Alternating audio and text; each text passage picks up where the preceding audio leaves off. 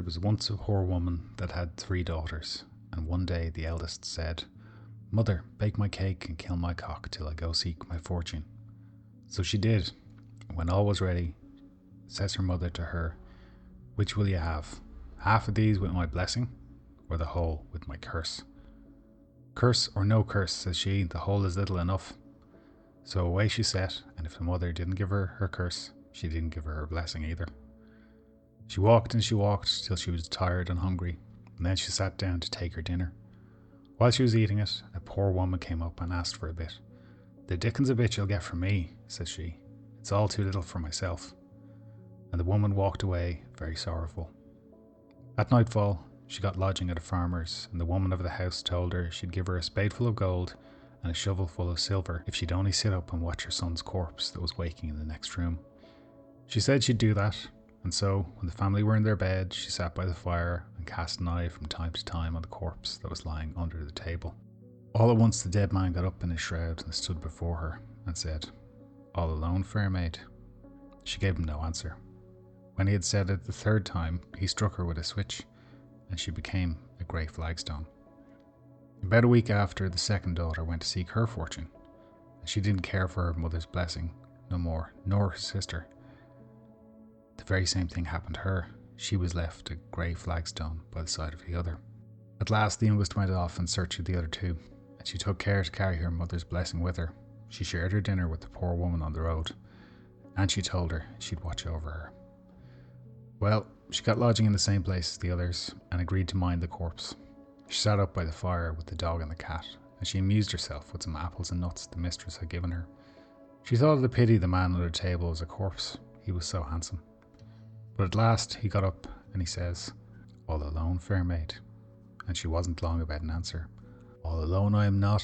I've little dog Douse and Pussy my cat. I've apples to roast and nuts to crack, and all alone I'm not." "Oh ho," says he, "you're a girl of courage, but you wouldn't have enough to follow me. I'm going to cross the quaking bog and go through the burning forest.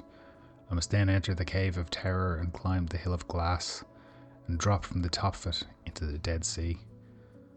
"I'll follow you," says she, "for I engage to mind you." He thought to prevent her, but she was stiff as he was stout. Out he sprang through the window, and she followed him, till they came to the green hills.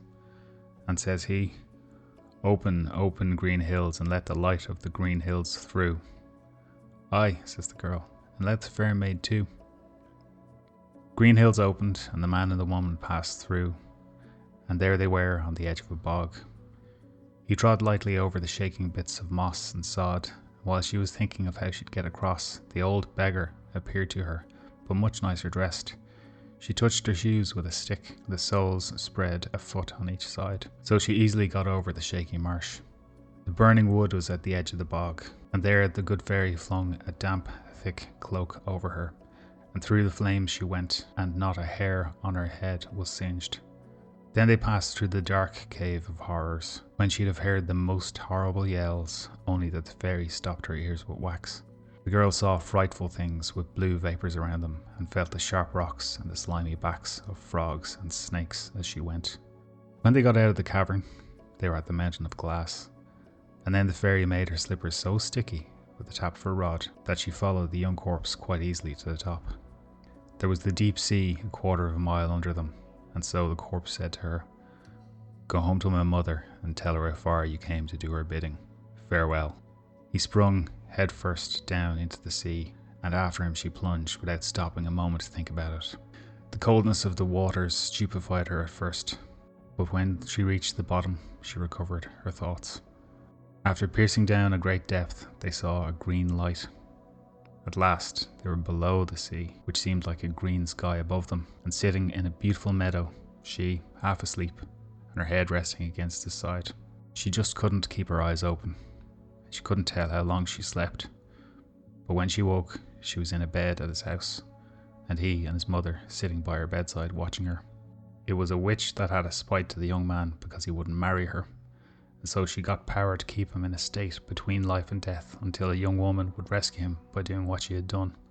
So at her request, her sisters got their own shapes again, and were sent back to their mother with their spades of gold and shovels of silver.